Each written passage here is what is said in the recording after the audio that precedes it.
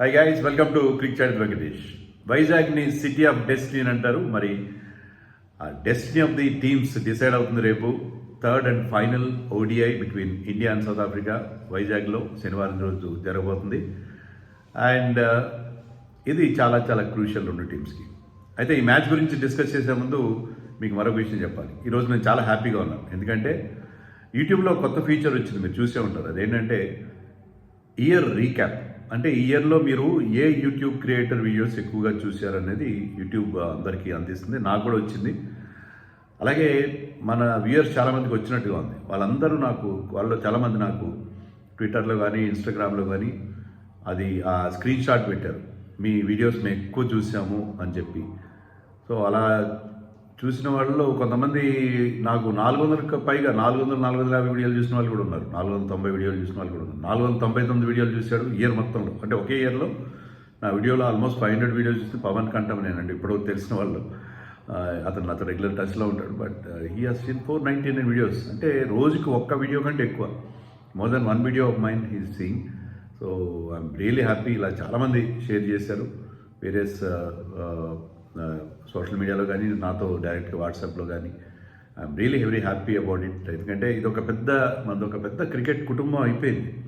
వీళ్ళే కాదు, community tab అని మన యూట్యూబ్లో ఉంటుంది. దాని ప్రకారం ఏంటంటే నాకు ఇది కూడా వచ్చింది, ఏంటి ఎవరు ఎక్కువ కామెంట్స్ చేశారు. దాంట్లో అజయ్ వర్మ, అంటే పీరియడ్ నాకు తెలియదు, ఇంత నాకు ఎన్ని అనలిటిక్స్ సరిగ్గా అర్థం చేసుకోవడం తెలియదు.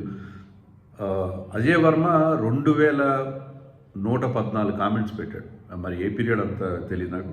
Positive man 1720, Abhilash Gade 1393, Srinivas 1363, Udugala Karthik, Manishekar, I'm darling, Sarath Chandra, Mastan Vali, Rajareddy, వీళ్ళందరూ కూడా 1000కి పైగా కామెంట్స్ పెట్టారు.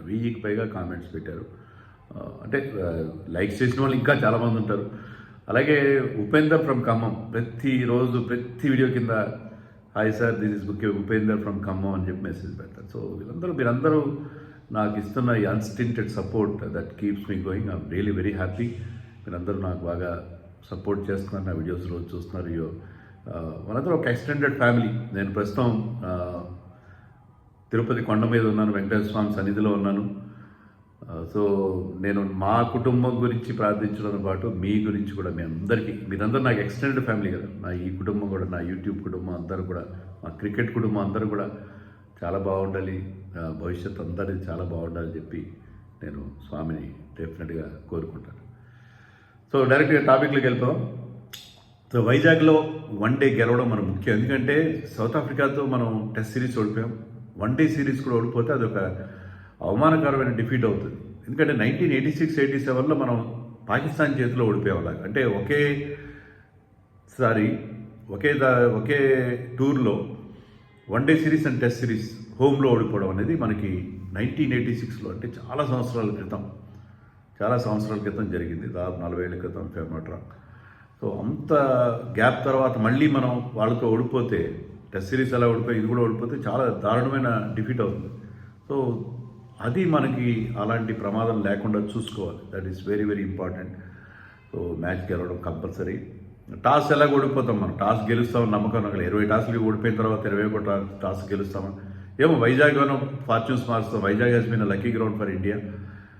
ఎప్పుడు కూడా వైజాగ్లో మనం గెలుస్తూ వచ్చాం. సో వైజాగ్లో మరి ఆ ట్రెండ్ బ్రేక్ అవుతున్నారు, టాస్ గెలవడం. ఎందుకంటే ఇక్కడ కూడా డ్యూ ఫ్యాక్టర్ ఉంటుంది, వైజాగ్లో కూడా డ్యూ ఫ్యాక్టర్ ఉంటుంది. వైజాగ్ కూడా అంత చల్లగా ఉండదు. మీకు రాంచీలో, రాయ్పూర్లో చల్లగా ఉండదు. బట్ వైజాగ్లో, because my daughter lives there, వాళ్ళు చెప్తున్నట్టు వైజాగ్లో కూడా బాగా చలి ఎక్కువగా ఉందని చెప్పి అంటున్నారు. కానీ అంత చల్లగా ఉండదు, డ్యూ కూడా అంత ఉండకపోవచ్చు. మరి రాయ్పూర్లో అయితే భయంకరమైన డ్యూ ఉంది. దానివల్ల ఏంటంటే బాల్ పట్టుకోవడానికి అదొక సోప్, మనం బాత్రూంలో స్నానం చేసేప్పుడు సోప్ ఎలా మన చేతి నుంచి జారిపోతుందో అలా జారిపోతుంది. సో బౌలర్స్కి చాలా కష్టం. అలాగే బ్యాట్స్మెన్కి బాల్ స్కిడ్ అవుతుంది, చాలా ఇంకా ఈజీగా వస్తుంది. మామూలుగా అలాంటి బాల్, మామూలుగా స్లో అయ్యి మెత్తబడే బాల్ కంటే కూడా ఈ డ్యూ ఫ్యాక్టర్ వల్ల బ్యాట్ మీదకి బాగా వస్తుంది, ఈజీగా ఆడడానికి వీలుగా ఉంటుంది. సో 2 రకాలుగా బౌలర్స్కి ఇబ్బంది, బ్యాట్స్మెన్కి బెనిఫిట్. సో సెకండ్ బ్యాటింగ్ ఒక పెద్ద అడ్వాంటేజ్గా మారిపోయింది. అండ్ ఇండియాకి టాస్ ఓడిపోవడం పెద్ద డిసడ్వాంటేజ్ మారిపోయింది. బట్ అయినా సరే మనం ఆ డ్యూ ఫ్యాక్టర్ని కవర్ చేయడానికి తగినన్ని రన్స్ మన బోర్డు మీద పెట్టగలిగితే, ఫస్ట్ బ్యాటింగ్ చేసిన దానికి ఏం చేయాలని కూడా మనం మాట్లాడతాం. పిచ్ అయితే ఎలా ఉంటుంది, వైజాగ్లో last time I think 2 years back మన వాళ్ళు ఆడినప్పుడు ఐ థింక్ ఇది ఆస్ట్రేలియా అనుకుంటా 117 కింద ఆల్అౌట్ అయిపోయారు. అంటే వైజాగ్ ఎప్పుడు కూడా ఫుల్ ఆఫ్ రన్స్ ఉంటుంది, గ్రౌండ్ సైజ్ కూడా చిన్నది, యూజువల్లీ ఫుల్ ఆఫ్ రన్స్ ఉంటుంది. లాస్ట్ టైం అలా ఉంది. అప్పుడు ఏంటంటే పిచ్ ప్రిపరేషన్ వాళ్ళకి సరైన టైం దొరక్క సరిగ్గా వాటరింగ్ చేయక అలా జరిగినట్టుగా ఉంది వర్షం వల్ల. కానీ ఇప్పుడు ఏంటంటే వెదర్ నుంచి అలాంటి ఇబ్బంది లేదు కాబట్టి ఈసారి, ఎందుకంటే అంతకుముందు 2019లో అనుకుంటాం మనం ఆడినప్పుడు 318 అన్నో చేసాం మనం అక్కడ, చాలా పెద్ద స్కోర్ చేసాం. Usually high scoring ground. So ఈసారి అలాగే హై స్కోరింగ్గా ఉండే అవకాశాలు ఎక్కువగా అనిపిస్తున్నాయి. సో అది మరొక హై స్కోరింగ్ వెన్యూ. మిగతా 2 మ్యాచ్లకు హై స్కోరింగ్ ఉంటుంది. ఫస్ట్ టాస్ గెలిచినా సరే మనం ఎక్కువ రన్స్ చేయాల్సి ఉంటుంది. అది మెయిన్ టార్గెట్ మనకి, ఎక్కువ రన్స్ చేయాలి. ఎక్కువ రన్స్ చేయాలంటే ఏం చేయాలి? బ్యాటింగ్ ఆర్డర్లో మార్పు చేసుకోవాలి. ఎందుకంటే మీకు 1 2 3 4 5 1 2 అట్లీస్ట్ 1 2 3 4 ఏంటంటే they create the base. Virat Kohli కానీ, రోహిత్ శర్మ కానీ, జైస్వాల్, రుతురాజ్ వీళ్ళని బేస్ క్రియేట్ చేస్తారు. చేసినప్పుడు ఆ 35 ఓవర్ తర్వాత, ముఖ్యంగా 34th ఓవర్ తర్వాత బాల్ మారుస్తున్నారు. బాల్ మార్చట్లేదు. గతంలో ఏంటంటే 2 వైపులా 25 overs ఒక బాల్తో నడిస్తారు. ఇప్పుడు ఏంటంటే 34 overs తర్వాత ఒకే బాల్తో రిమైనింగ్ 16 overs వేస్తారు. ఆ బాల్ ఏంటనేది ఎవరు డిసైడ్ చేస్తారు? ఫీల్డింగ్ సైడ్ డిసైడ్ చేస్తుంది. ఫీల్డింగ్ సైడ్ కూడా ఏంటంటే వాళ్ళు ఆ బాల్ని, ఏ బాల్ బాగా మెత్తబడిపోయి ఏ బాల్ కాస్త షేప్ తగ్గిందో అలాంటి బాల్ని చూస్ చేసుకుంటారు. సో బ్యాటింగ్కి అనుకూలంగా ఉండదు ఒకటే బాల్. అదే కాకుండా మీకు 41st ఓవర్ నుంచి మీకు పవర్ ప్లే రెస్ట్రిక్షన్స్ కూడా మారితే 5 fielders out side the inner ring ఉంటారు, 30 yards సర్కిల్ బయట ఉంటారు. సో మీకు ఆ చివరిలో ఆ ఫినిషింగ్ ఇవ్వగలిగే those who can clear the boundary. ఈ ఫీల్డింగ్ రెస్ట్రిక్షన్ ఎలాంటి పిచ్ ఉన్నా ఎలాంటి ఉన్నా పవర్ హిట్టింగ్ చేయగలిగే వాళ్ళు ఉండాలి. మన టీంలో లేరు కదా. ఇప్పుడు జడేజా, వాషింగ్టన్ సుందర్ లాంటి వాళ్ళు they are playing that role of finishers. అది మనకి ఏమాత్రం కలిసి రావట్లేదు. అది మనకి కలిసి రాని పరిస్థితి. మన రాహుల్ ఎంత కష్టపడింది. రాహుల్ 2 మ్యాచ్లు కూడా చాలా అర్జెన్సీ చూపించి ఆడుతున్నాడు. కెప్టెన్గా నెంబర్ 6లో ఆడినా, నెంబర్ 5లో ఆడినా. But we need somebody who can clear the fence, who can give us that finishing touch. అది తిలక్ వర్మకి ఇవ్వచ్చు. మీరు వాషింగ్టన్ సుందర్ని ఎందుకు మీరు ప్రతి ఫార్మాట్లో అతను అంతగా ప్రమోట్ చేస్తున్నారు? Is a good cricketer, no doubt. కానీ ఈ ఫార్మాట్లో అతను ఆడితే మీకు అబ్ది ఆర్డర్ ఆడాలి, లేకపోతే అతను లేట్గా వచ్చి బిగ్ హిట్టింగ్ చేయలేడు.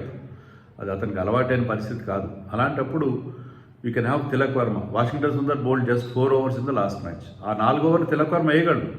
తిలక్ వర్మని పెట్టుకోండి.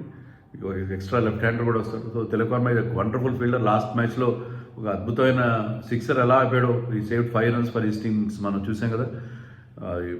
గాల్లోకి ఎయిర్ బోర్న్గా ఉండి వాళ్ళని లోపలికి నెట్టి మరి అతను అద్భుతమైన ఫీల్డింగ్ ఎఫర్ట్ చేశాడు. అండ్ ఈ సేఫ్ క్యాచర్ కూడా మనం వదిలేస్తాం.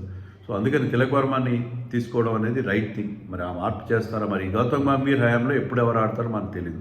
Prasidh Krishna is another cricketer who is finding it difficult. Prasidh Krishna మన వీక్లింగ్గా ఉన్నాడు బౌలింగ్లో, ఈ లీకింగ్ రన్స్. కానీ మనకి వేరే ఛాయిస్ లేదు. మనకి సిరాజ్ని ఆడించాలి. మరి సిరాజ్ని ఎందుకు తీసుకోలేదు అర్థం కాదు. సిరాజ్ ఏమో విజయ్ హజారే ఆడుతున్నాడు, ముష్టాక్ అలీ ఆడుతున్నాడు. You want to give rest to Siraj. Test మ్యాచ్లో ఆడిన సిరాజ్ రెస్ట్ ఇవ్వాలంటే అతను మొత్తాన్ని రెస్ట్ ఇవ్వాలి. కానీ అతను ముష్టాక్ అలీ ఆడుతున్నాడు హైదరాబాద్ టీంకి.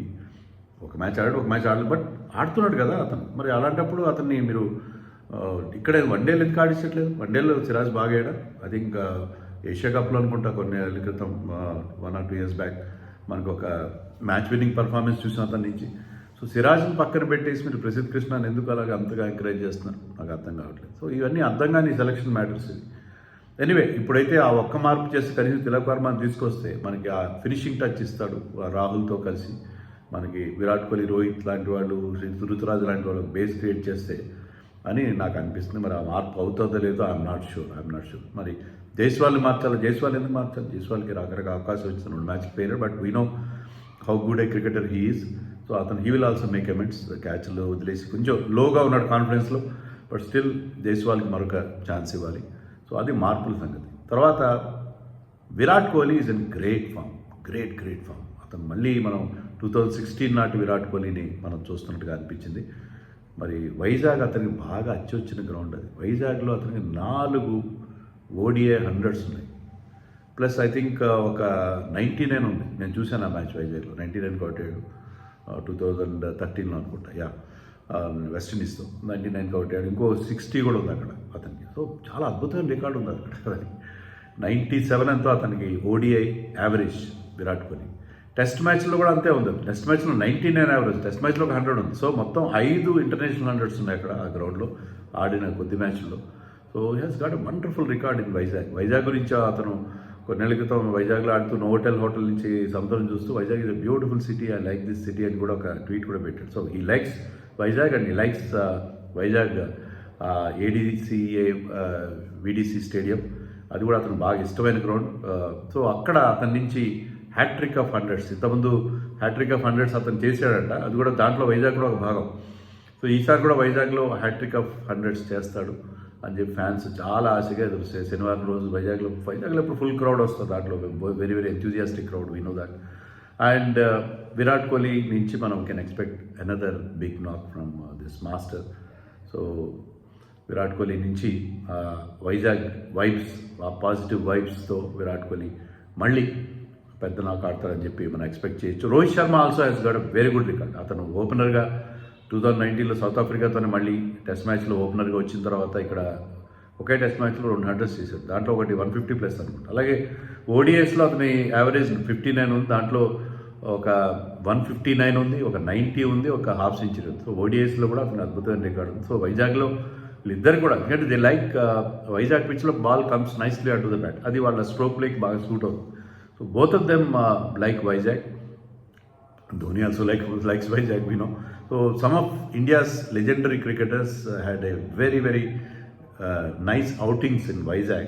సో అదే మళ్ళీ రోహిత్ విరాట్ మీద ఫోకస్ ఉంటుంది. ఇంకా డెఫినెట్గా ఈ సిరీస్ గెలవడం ముఖ్యమే నేను చెప్పిన కారణం వల్ల, బట్ స్టిల్ వాళ్ళిద్దరి మీద ఫోకస్ ఉంటుంది. వాళ్ళిద్దరు ఎలా ఆడతారు అనేది మనం చూడాలి. అలాగే మన బౌలర్స్ చాలా విధంగా మళ్ళీ టాస్ ఓడిపోయినా డ్యూ ఫ్యాక్టర్ ఉన్నా సరే ఎలాగ వాళ్ళు కమప్ అవుతారు, ఎలాంటి కొత్త స్ట్రాటజీతో వెళ్తారు అనేది, ఆ ఛాలెంజ్ని అలా ఫేస్ చేస్తారు. Harshdeep is doing extremely well. Harshit Rana మొదటి మ్యాచ్ అంత గొప్పగా బౌలింగ్ అయిపోయినా సెకండ్ మ్యాచ్లో కూడా ఈ bowled well, at least first spell బాగా వేసాడు. సో ప్రసిద్ధ్ కృష్ణ ఒకటే కొద్దిగా వీటికి కనిపిస్తున్నాడు. అలాగే కుల్దీప్ యాదవ్ కూడా ఏంటంటే, కుల్దీప్ యాదవ్ బౌలింగ్లో క్యాచ్ డ్రాప్ అయింది. అప్పుడు మార్క్రమ్ క్యాచ్ కనుక 53 దగ్గర ఉన్నప్పుడు జైస్వాల్ పట్టుకుని ఉంటే ఆ కాన్ఫిడెన్స్తో అతను మంచి బౌలింగ్ వేసినాడు. అతను కొంచెం ఎప్పుడు కాన్ఫిడెన్స్ విషయంలో కొద్దిగా వెనకబడతారు కుల్దీప్, బట్ కుల్దీప్ మన ట్రంప్ కార్డ్, దాంట్లో సందేహం లేదు. So Kuldeep also has to pull up his socks, has to perform better. And Jadeja, Ashwin కూడా తన పాడ్కాస్ట్లో చెప్పాడు, జడేజా బౌలింగ్ కూడా చాలా డిఫెన్సివ్ అయిపోయిందని చెప్పి. సో అలా కాకుండా he has to think wickets, Jadeja has to think wickets. And so I think we should do well. ఫినిషర్స్ని మనం ఎలా సెలెక్ట్ చేసే టీం నాకు అర్థం కాదు. అక్షర్ని పక్కన, హార్దిక్ పాండ్యా అవైలబుల్ లేడు, అక్షర్ పటేల్ని పక్కన పెట్టేసి జడేజాని తీసుకొచ్చారు. అంటే ఫినిషర్స్ చేంజ్ చేస్తారు. మనకి ఇప్పుడు గేమ్లో మనకి కంప్లీట్ డైనమిక్స్ చేంజ్ అయిపోయినాయి. మీరు వన్డే కూడా మీరు 35 ఓవర్స్ తర్వాత T20 స్టైల్లో ఆడాలి, బిగ్ హిట్స్ కొట్టాలి. అలాంటప్పుడు మీరు ఫినిషర్స్ లేకుండా వాషింగ్టన్ సుందర్, జడేజాలతో ఎలా ముందుకెళ్దాం అంటున్నారు. లక్కీలీ రాహుల్ ఈస్ ప్లేయింగ్ అని డిఫరెంట్ గేమ్. ఇప్పుడు రాహుల్ కూడా మామూలుగా అలాగే ఆడతారు కదా. ఇలా ఆడితే మీకు చివర్లో ఫైనల్ కిక్ ఎక్కడి నుంచి వస్తుంది నాకు అర్థం కావట్లేదు. ఈ సెలక్షన్ అగార్కర్ అండ్ ఏఏ అండ్ జీజీ నిజంగా మన జుట్టు పీక్కున్న వాళ్ళే చేస్తున్నారు, నాకైతే అలా అనిపిస్తుంది. మరి మీకు ఎలా ఉందో నాకు తెలీదు. సో అది వైజాగ్లో we have to win this match and let us expect something big from Virat Kohli and Rohit Sharma once again. వాళ్ళిద్దరి మీద ఫోకస్ ఉన్నది. రుతురాజ్ కూడా మంచి అవకాశం. Ruturaj also will like Vizag pitch. So Ruturaj మళ్ళీ కన్సిస్టెన్సీ, ఈ టాక్డ్ అబౌట్ కన్సిస్టెన్సీగా ఆడాలి అనుకుంటున్నాను అని చెప్పి అడ్రస్ ద ప్రెస్. సో అతనికి ఆ కన్సిస్టెన్సీ దక్కుతుంది, అతను తను ఎస్టాబ్లిష్ చేసుకుంటాడు ఓడిఐ టీంలో అని చెప్పి మనం ఎక్స్పెక్ట్ చేద్దాం.